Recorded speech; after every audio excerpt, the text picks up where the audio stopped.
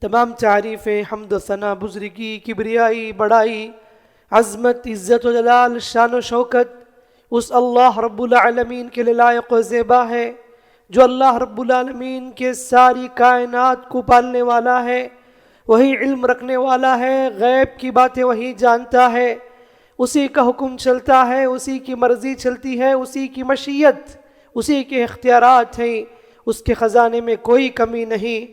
وہ سب کو کھلاتا ہے، پلاتا ہے، نفع کا بھی مالک ہے، نقصان کا بھی مالک ہے، وہ کسی کا محتاج نہیں، ہم سب اس کے محتاج ہیں۔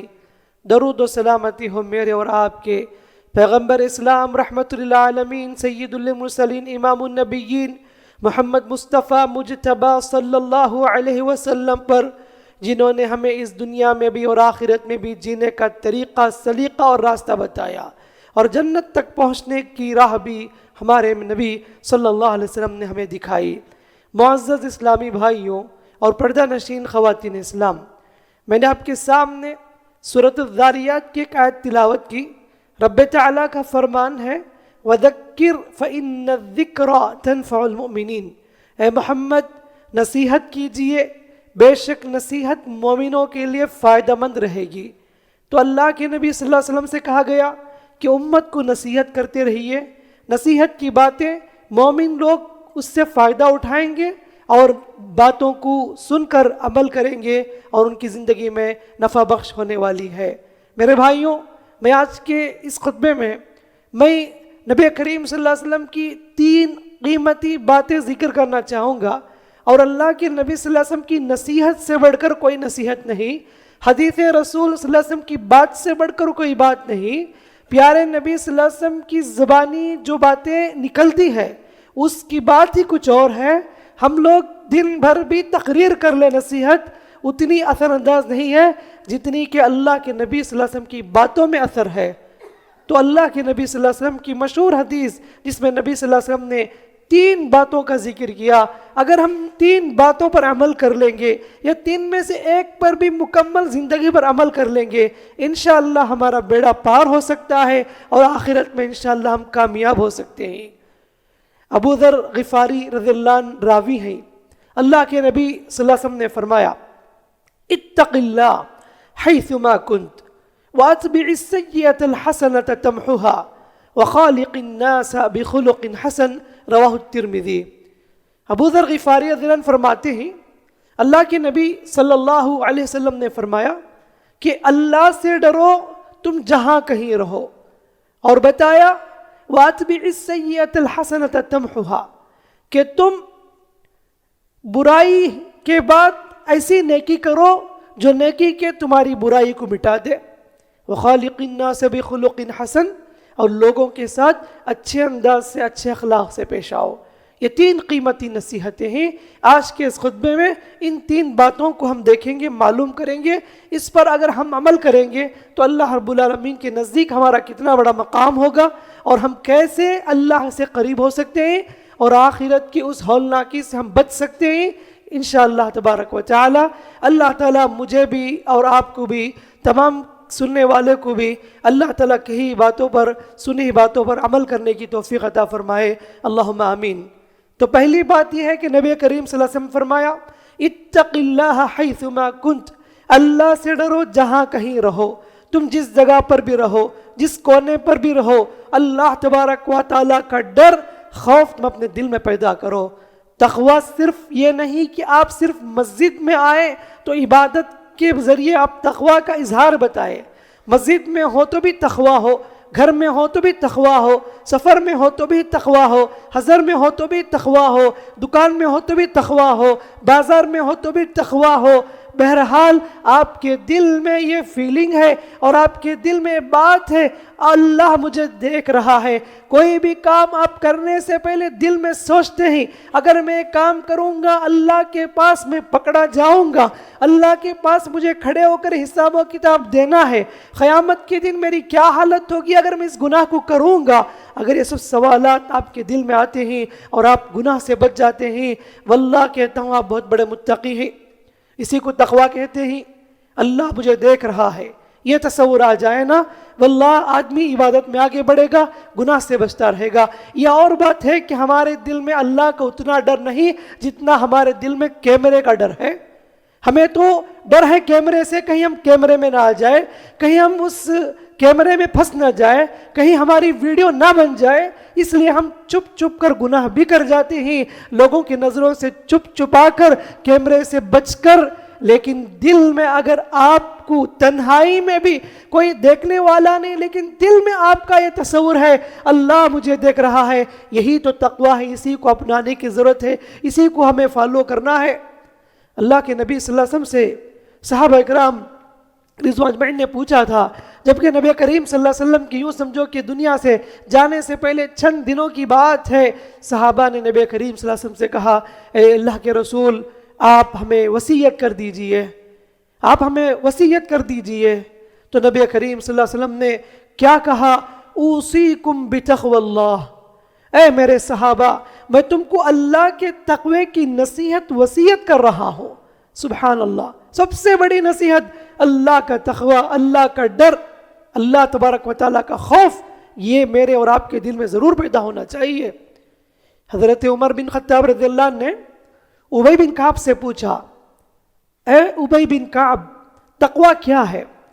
حضرت عمر علم میں بڑے، اس کا مطلب یہ نہیں نعوذ باللہ حضرت عمر کو تقوی کا مفہوم نہیں معلوم، وہ بھی علم والے، ابی بن کعب بھی علم والے، دونوں علم والے، دونوں اپنے علم سے فائدہ اٹھاتے ہوئے سوال کیا عمر رضی اللہ عنہ نے کہ کہا کہ تقوی کس چیز کو کہتے ہیں؟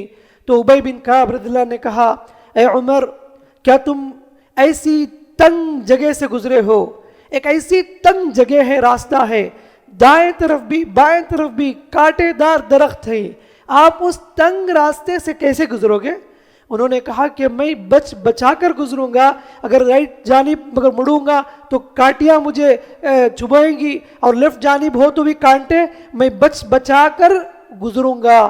تو کہا یہی تقوی ہے، کہا یہی تقوی ہے کہ زندگی میں اللہ رب العالمین کی معصیت سے، گناہوں سے بچا کر آخرت کی منزل کو پار کر لو، یہی تو تقوی ہے۔ میرے بھائیوں کیا بہترین مثال انہوں نے دی، اس مثال کے ذریعے ہم سمجھے میری اور آپ کی زندگی میں، آپ نے اس سے پہلے خطبے میں سنا تھا شیطان کیسے کیسے بہکاتا ہے۔ شیطان کے دو بڑے ہتھیار ہیں، دو بڑے حملے ہیں، ہر ایک کے اوپر حملہ کرتا ہے۔ پہلا حملہ شبہات کے ذریعے سے، دوسرا حملہ شہوات کے ذریعے سے۔ شیطان سب کے پاس آتا ہے، سب سے پہلے عقیدہ خراب کرتا ہے، شبہات ڈالتا ہے، اللہ کے بارے میں شک پیدا کرتا ہے، نبی کے بارے میں شک پیدا کرتا ہے، آخرت کے بارے میں شک پیدا کرتا ہے، قرآن کے بارے میں شک پیدا کرتا ہے، قرآن و سنت میں ڈاؤٹ پیدا کر دیتا ہے۔ اللہ کے بندے جن کے پاس نالج ہے، قرآن و سنت کا علم ہے، اور اس شبہات کا، اس شک کا پورے طریقے سے جواب دے کر اس سے بچ جاتے ہیں۔ اور ایسے جب بھی شبہات ہوتے ہیں، علماء رہنمائی کرتے ہیں اور ان شبہات کا جواب دے کر اس شبہات کو دور کر دیتے ہیں جو شیطان دلوں میں ڈالتا ہے۔ جن کے پاس علم نہیں ہے، جو قرآن سننے سے دور ہیں، جہالت میں ہیں، ایسے لوگ شیطان کے شبہات میں آ کر ایمان کھو بیٹھتے ہیں۔ آپ کو معلوم کرنا، آئیڈینٹیفائی کرنا مشکل ہو جائے گا۔ بہت سے لوگ ہوں گے دیندار کہنے والے، لیکن دل کی حالت ایمان سے خالی ہے، کیونکہ ان کا عقیدہ اتنا خراب ہے اور دل ایمان سے اتنی خالی ہے۔ مسجد کو بھی آتے ہیں، نماز بھی پڑھتے ہیں، لیکن ایمان سے دل خالی ہے۔ یہ سب شیطان کے اس حملے کے شکار ہیں، جو شیطان کے شبہات جسے ڈاؤٹس کہتے ہیں۔ شیطان عقیدے میں، دین میں، قرآن سنت میں ایسے ایسے ڈاؤٹ پیدا کر کے ان کو گمراہ کر دیتا ہے، بھٹکا دیتا ہے۔ شیطان کا بڑا حملہ ہے یہ شبہات کا حملہ۔ جب دیکھتا ہے شیطان کہ یہ آدمی اسٹرانگ ہے، اسے ہم بہکا نہیں سکتے، عقیدے میں گرا نہیں سکتے، یہ تو بہت عقیدے والا ہے، قرآن سنت پر چلتا ہے، عمل کرتا ہے، میں اس کے عقیدے کو بگاڑ نہیں سکتا۔ دوسرا بڑا حملہ شہوات کا حملہ ہوتا ہے، خواہشات دلاتا ہے، آرزویں دلاتا ہے، مال کی خواہش، دولت کی خواہش، عورت کی خواہش، عہدے کی خواہش، نام کمانا، چرچا ہونا، لوگوں میں تعریف کی خواہش، فخر کی خواہش، یہ ساری خواہشات دلا کر اسے بھٹکا دیتا ہے اور دین سے دور کر دیتا ہے۔ اللہ تبارک و تعالی نیچرلی سب کے دل میں محبت بٹھا دی ہے۔ کس چیز کی؟ قرآن نے کہا زُيِّنَ لِلنَّاسِ حُبُّ الشَّهَوَاتِ، اللہ تعالیٰ محبت بٹھا دیا ہے شہوات کی. کس کی؟ کہا کہ عورتوں کی محبت، دولت کی محبت، بچوں کی محبت. والقناطیر المقنطرۃ من الذهب والفضہ، سونے اور چاندی کے خزانوں کی محبت. والخیل المسومہ، وہ زمانے میں گھوڑے تھے جو بہت اعلیٰ قسم کے گھوڑے. آج کے اس میں بڑی بڑی گاڑیاں ہیں، وہ جو بھی برانڈ کمپنی ہو، ٹیسلا ہو، بینز ہو، جو بھی آپ نام بولیں، نیچرلی سب کے دل میں ایک محبت اللہ نے بٹھا دی ہے. مال و دولت کی محبت میں آ کر حلال و حرام کی تمیز کے بغیر آدمی مال جماتا ہے، کماتا ہے، پراپرٹی جما لیتا ہے. ایسی ساری چیزیں اس کے لیے فتنہ ہے. شیطان اس کو شہوات کے اس فتنے میں ڈال دیا ہے. اسلام کبھی مال کمانے سے جمانے سے روکتا نہیں. اسلام کہتا ہے کہ مال کماؤ، جماؤ، سب کچھ کرو، حلال راستے سے کما لو. حلال کمائی سے تم اپنے مال کو جوڑ لو، لیکن حرام طریقے سے، ناجائز طریقے سے دھوکہ دے کر، دوسروں میں جھوٹ بول کر، دوسروں کے پیسے ہڑپ کر کے تم ایک ایک پائی بھی جمع کرو گے. تمہارا دل خود گواہ ہے، نفس خود گواہ ہے کہ میں جو کھا رہا ہوں حرام کا کھا رہا ہوں، میں پی رہا ہوں حرام کا پی رہا ہوں، میں پہن رہا ہوں لباس میرا حرام ہے، میرا جسم، میری بیوی، بچے سب کچھ حرام کے پیسے میں پلتے ہی کسی اور کی گواہی کی ضرورت نہیں، دل خود گواہ دیتا ہے. یہ اس بات کی دلیل ہے کہ شیطان نے شہوت کے اس فتنے میں ڈال دیا ہے، جو کہ اس کا بہت بڑا ہتھیار ہے. عورت کا فتنہ، کون اس سے نہیں بچ سکا؟ کتنے لوگ اس عورت کے فتنے میں پڑ گئے. اللہ کے نبی صلی اللہ علیہ وسلم نے کہا کہ ما ترکت بعدی فتنہ، میں نے میرے بعد میری امت کے مردوں کو عورت سے بڑا فتنہ نہیں چھوڑا، عورت سے بڑا فتنہ نہیں چھوڑا.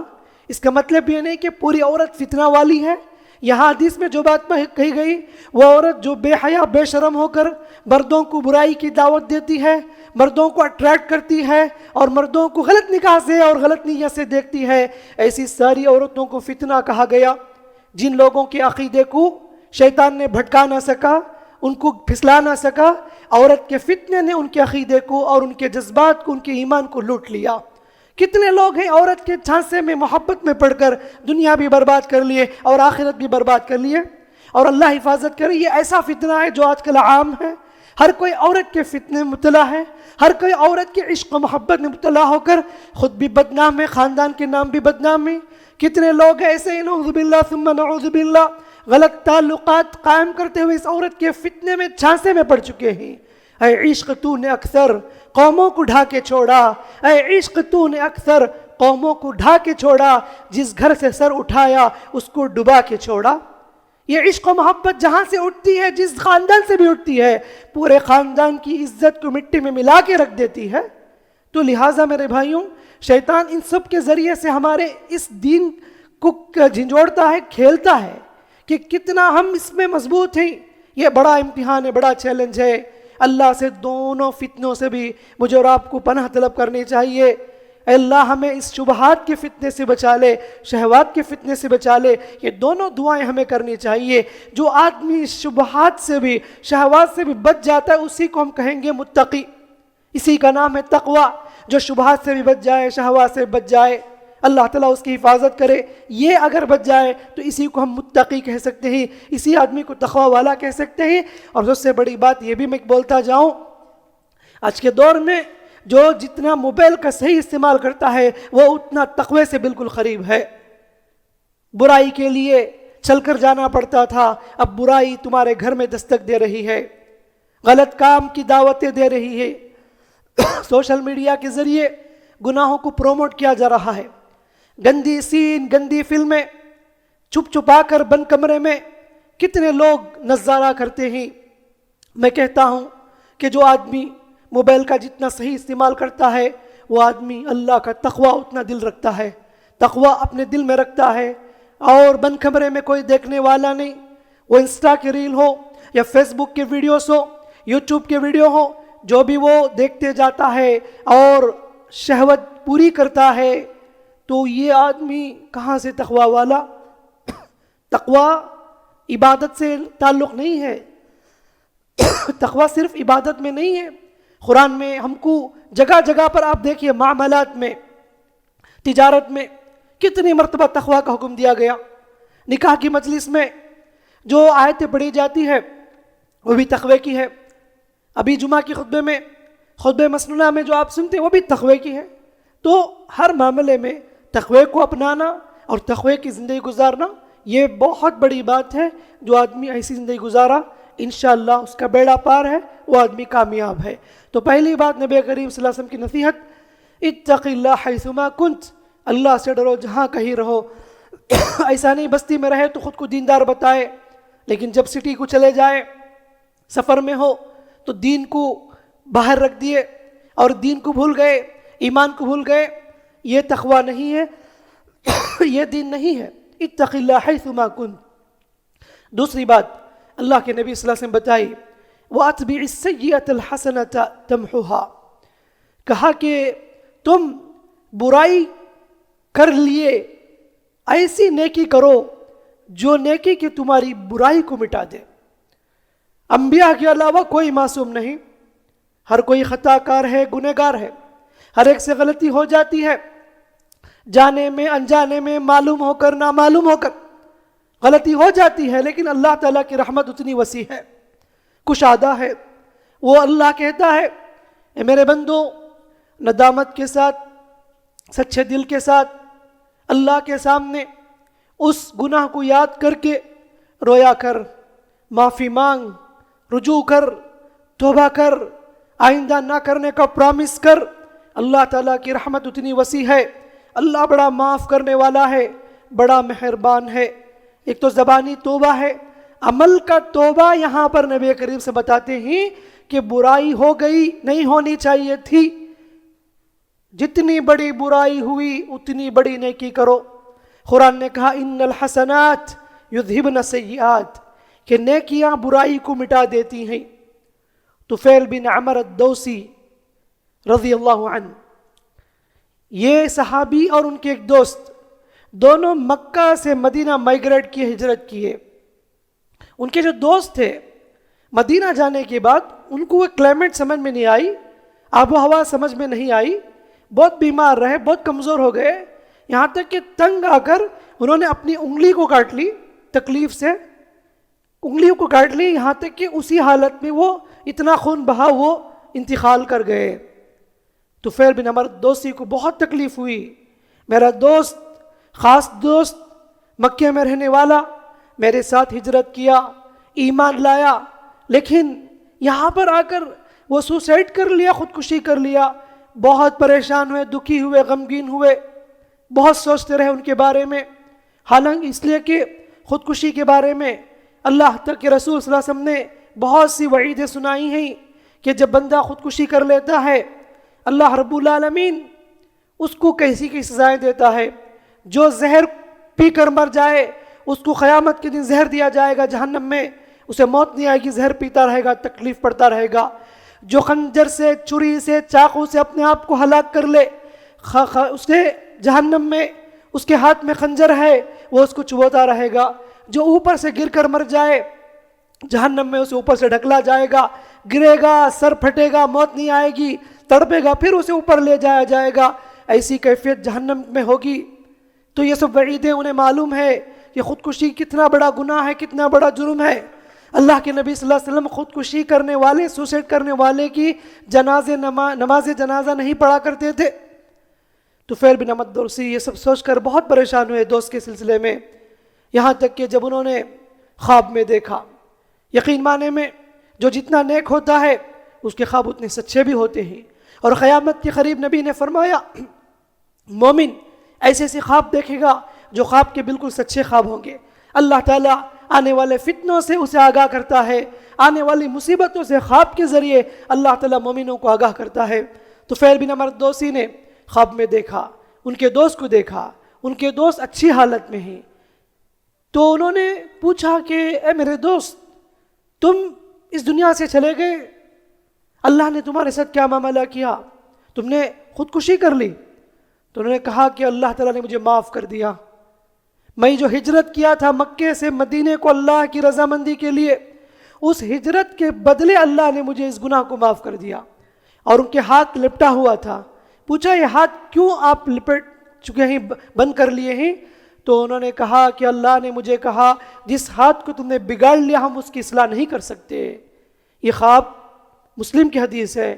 صبح اٹھتے ہی فجر کے فوراً نبی کے پاس جاتے ہیں صلی اللہ علیہ وسلم کے پاس، اللہ کے رسول میں نے ایسے خواب دیکھے، نبی کریم صلی اللہ علیہ وسلم نے خوشخبری دی کہ اللہ نے انہیں معاف کر دیا، اور وہیں پر دعا کی اللہ تو اس بندے کی ہاتھ کی بھی تو اصلاح کر دے، انہیں معاف کر دے۔ نبی کی دعا سے ان کے ہاتھ بھی درست، اللہ اسے ان کو مغفرت بھی کر دیا۔ بولنا مقصد ہے میرے بھائیوں، بتانا مقصد یہ ہے کہ ان سے اتنا بڑا جرم ہوا انجانے میں، لیکن ان کی ہجرت کی نیکی انہیں کام آئی، وہ برائی کو مٹا دی۔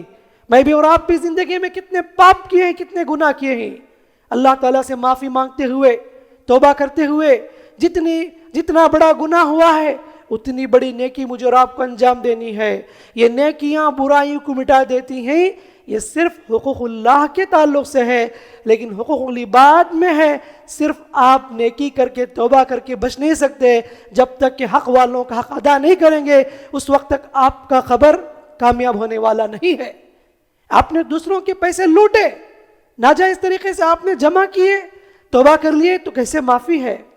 نہیں، تو یہ حق ادا کرے، معافی مانگ لے یا اس صاحب سے، پھر توبہ کرے، اللہ معاف کرنے والا ہے۔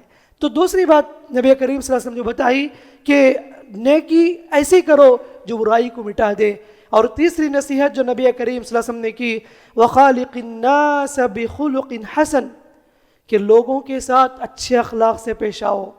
اچھے اخلاق، دوسروں کے ساتھ اچھے انداز سے پیش آنا، یہ ایسی نیکی ہے جس کے بارے میں نبی کریم سے فرمایا بُعِثْتُ لِأُتَمِّمَ مَكَارِمَ الْأَخْلَاقِ، میں آپ کے پاس اس لیے آیا ہوں تاکہ اچھے اخلاق کی تعلیم دو۔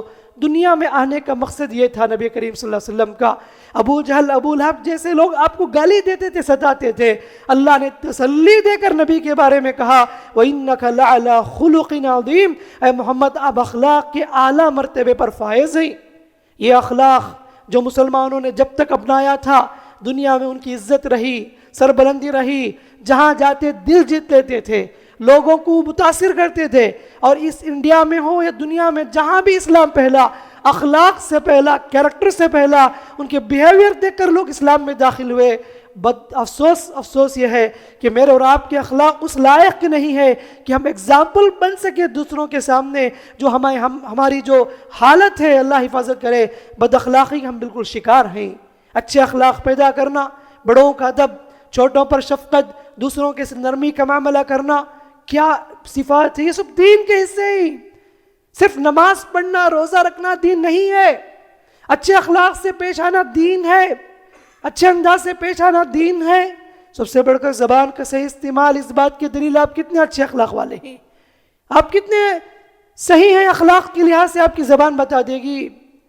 مدینے کا ایک بہت بڑا آدمی جو بہت تکلیف دیتا تھا، مدینے میں بہت برائی کرتا تھا، اللہ کے نبی صلی اللہ علیہ وسلم کے گھر آیا، دروازہ کھٹکھٹایا، کہا کون؟ تو فلاں آدمی۔ تو نبی نے کہا بئس اخو العشیرہ، وہ شخص جو مدینے کا برا انسان، اللہ کے رسول نے اسے آنے دی، اللہ کے رسول اسے بلائے، بٹھائے اور میٹھی گفتگو کیے، اچھے انداز سے بات کی۔ دیکھیں نبی کریم صلی اللہ علیہ وسلم کتنا بڑا وہ مدینے کا بڑا غنڈہ تھا، لیکن اس کے پاس بھی نبی کے برتاؤ کیسے تھے؟ میٹھی گفتگو کی۔ حضرت عائشہ نے پوچھا اللہ کے رسول تم ایسے شخص کے پاس ایسی گفتگو کر رہے ہو، میٹھی گفتگو؟ تو نبی نے کہا کہ متی وجدتنی فاحشہ یا عائشہ، اے عائشہ تم نے مجھے کب گندی زبان، غلط زبان استعمال کرتے ہوئے دیکھا؟ تو نبی کے اخلاق کتنے اعلیٰ اخلاق مجھے اور آپ کو اپنانے کی ضرورت ہے۔ آج کے بڑوں کو، آج کے نوجوانوں کو ماں باپ کے پاس بات کرنے کا سلیقہ طریقہ نہیں، حالانکہ قرآن تو کہتا ہے اف تک نہ کہو۔ یہاں جو گالی بکنا ہے بک دیتے ہیں امی ابا کے سامنے، انہیں برا بھلا کہتے ہیں، مارتے ہیں، ظلم کرتے ہیں۔ یہ کیا اخلاق ہے؟ کیا آپ کی نمازیں آپ کو بچائے گی قیامت کے دن؟ کیا آپ کی ڈگریاں آپ کا بیڑا پار کرائے گی اس دنیا میں، جبکہ آپ نے ماں باپ کو ناراض کر کے زندگی گزاری ہے؟ اخلاق طریقہ سلیقہ نہیں، بھی بچوں کے سامنے پیش آنے کا سلیقہ نہیں، جبکہ نبی کریم صلی اللہ علیہ وسلم نے کہا بہترین مینرز، گڈ کریکٹر پرسن وہ ہے جو اپنے بی بچوں کے ساتھ اچھا معاملہ کرے، حسن سلوک کرے۔ کہا خیرکم خیرکم لأہلی وانا خیرکم لأہلی، کہا تم میں بہتر وہ ہیں جو اپنے گھر والوں کے ساتھ حسن سلوک کرے، اچھے اخلاق سے پیش آئے۔ جس باپ کے دل میں بچوں کے بارے میں شفقت نہیں، جس شوہر کے دل میں بیوی کے بارے میں محبت نہیں، اور اس سے پوری زندگی جھڑکتا رہا، ڈانٹتا رہا، مارتا رہا، تو ایسا انسان کیسے اچھا انسان ہو سکتا ہے؟ ایسا آدمی کیسے اخلاق والا ہو سکتا ہے؟ تو اسی لیے کہتا ہوں کہ صرف نماز کے ساتھ عبادت کو، تقوی کو خاص نہ کیجیے. یہ بھی عبادت ہے آپ اچھے اخلاق سے پیش آئے، یہ بھی عبادت ہے کہ آپ نرمی سے پیش آئے، بڑوں کا احترام کرنا، چھوٹوں کی سے شفقت سے پیش آنا، امانت کا لحاظ رکھنا، دوسروں کے ساتھ اچھی زبان استعمال کرنا، یہ ساری چیزیں اخلاق میں آتی ہیں. اور حتیٰ کہ آپ کسی سے مسکرا کر ملتے ہیں، یہ بہت بڑی نیکی اخلاق کی بات ہے. اللہ کے نبی صلی اللہ علیہ وسلم نے کیا کہا؟ لا تحتقرن من المعروف شیئا، اے لوگوں کسی بھی نیکی کو حقیر نہ سمجھو. ولو ان تلقى اخاك بوجه طلیق، اگرچہ کہ تم مسکرا کر اسماعیل کے ساتھ اپنے بھائی سے ملتے ہو، یہ بھی تو نیکی ہے. ایک مسکراہٹ اس بات کی دلیل ہے کہ میرے دل میں آپ کے بارے میں کچھ بھی حسد، کینہ، کپٹ، جلن جیسے میل کچل نہیں ہے. میں آپ سے محبت کرتا ہوں آپ کے دین کی بنیاد پر، اور آپ کے نمازی ہونے کی بنیاد پر، آپ کے اخلاق کی بنیاد پر، اس لیے آپ سے میں دیکھ کر مسکراتا ہوں. مسکرا کر ملا کرو، مسکرا کر سلام کیا کرو، یہ ایسی نیکی ہے. سبحان اللہ میرے بھائیوں، آپس میں قربت، محبت، نفرتیں ختم ہوگی، اختلافات ختم ہوں گے، تو مسکرا کر ملنا بھی صدقہ ہے. لیکن آج لوگوں کا چہرہ کیا ہے؟ کچھ لوگ ایسے ہوتے، اللہ حفاظت کرے، کبھی ہم نے ان کو مسکراتے ہوئے نہیں دیکھا. چہرہ خود ایسا غصہ والا چہرہ، عجیب قسم کا چہرہ، کبھی وہ مسکرا کر ملتے بھی نہیں. تو یہ سب چیزیں غلط ہے. اللہ کے نبی صلی اللہ علیہ وسلم کہاں تک ہم کو لحاظ رکھنے کا، ایک دوسرے کے ساتھ اچھے انداز سے پیش آنے کا حکم دیا. ہر ایک کے ساتھ اچھا سلوک کرو، امیروں کو دیکھ کر بدل جانا نہیں، غریبوں کو حقیر نہیں سمجھنا. لیکن افسوس ہے میرے اور آپ کے پاس، اللہ حفاظت کرے میرے بھائیوں، امیروں کے ساتھ ایک رویہ، جس کے پاس جتنی دولت ہے اس کو اتنی عزت، جس کے پاس کم دولت ہے، کم حیثیت ہے، اس کو کوئی عزت نہیں. اللہ کے نبی صلی اللہ علیہ وسلم کے پاس محفل میں، دربار میں امیر بھی ہوتے تھے، غریب بھی ہوتے تھے. نبی جو سلوک امیروں سے کرتے تھے وہی سلوک غریبوں سے کیا کرتے تھے. اللہ ہدایت دے. کچھ ایسے لوگ بھی ہیں معاشرے میں جو صرف امیروں کے ہی چکر لگاتے ہیں، ان کی نگاہوں میں غریب، فقیر وغیرہ ان کی نزدیک کوئی حیثیت نہیں. حقیر نگاہ سے دیکھنا اور ان کو دور کر دینا، یہ سب عجیب ہے. ہم نے جنازے میں بھی یہ تقسیم کر لیے. کوئی بھی امیر جو بے دین ہوگا، دینداری بھی نہیں، اس کے پاس پیسے تھے، اس کے جنازے میں کتنے لوگ دور دور سے آتے ہیں. وہی ایک دیندار، پڑوس، خاص رشتہ دار، دین میں کتنا آگے تھا، اللہ کتنے ڈرنے والے تھا، لیکن اس کے جنازے میں جانے کی دل میں توفیق نہیں اور زندگی میں توفیق نہیں ہوتی. یہ سب شادیوں میں ہو یا جنازے میں ہو، ہم نے کتنے فرق کر لیے. یہ اچھے اخلاق کی علامت نہیں ہے. اچھے اخلاق وہ ہے سب کے ساتھ اب اچھے انداز سے پیش آؤ، کسی کو حقیر سمجھنا، کسی کو عزت دینا، کسی کو ذلت، یہ سب چیزیں اسلام کی تعلیم نہیں. وَخَالِقِ النَّاسَ بِخُلُقٍ حَسَنٍ، کہا کہ لوگوں سے، صرف مسلمان ہی نہیں بلکہ نان مسلم سے بھی آپ ملتے ہو، اچھے اخلاق سے پیش آؤ، اور تمہارا انداز ملنے کا اور ان سے قریب ہونے کا اخلاق والا ہونا چاہیے. سبحان اللہ میرے بھائیوں، تین اتنی بہترین نصیحت ہے. تین پر بھی اگر عمل کر لے، یا تین میں سے دو یا ایک پر بھی اگر عمل کر لے، امید ہے، ممکن ہے کہ رب تعالی ہمیں کامیاب کر دی اس نیکی کی وجہ سے. کیونکہ نبی کریم صلی اللہ علیہ وسلم کی نصیحت بہترین نصیحت ہے، جو نبی کریم صلی اللہ علیہ وسلم نے کہا، جہاں کہیں رہو اللہ سے ڈرو، اور گناہ ہو گیا تو ایسی نیکی کرو جو گناہ کو مٹا دے. اور تیسری بات، لوگوں کے ساتھ اچھے اخلاق سے پیش آؤ. اللہ سے دعا ہے اللہ تعالیٰ مجھ کہنے والے کو کہنے سے زیادہ، سننے والے کو سننے سے زیادہ عمل کرنے کی توفیق عطا فرمائے. اللہ میرے اور آپ کے دل میں اللہ کا ڈر پیدا فرمائے. اللہ ہمیں گناہوں سے توبہ کرنے والا، گناہوں سے دور ہونے والا بنائے. اللہ مجھے اور آپ کو اچھے اخلاق پیدا کرنے، ایک دوسرے کے ساتھ اچھے انداز سے پیش آنے کی توفیق عطا فرمائے. آمین. بارک اللہ لنا ولکم فی القرآن الحکیم ونفعنا وإياكم بالآیات والذکر الحکیم. انہ تعالی جواد کریم ملک برفع مرب حلیم.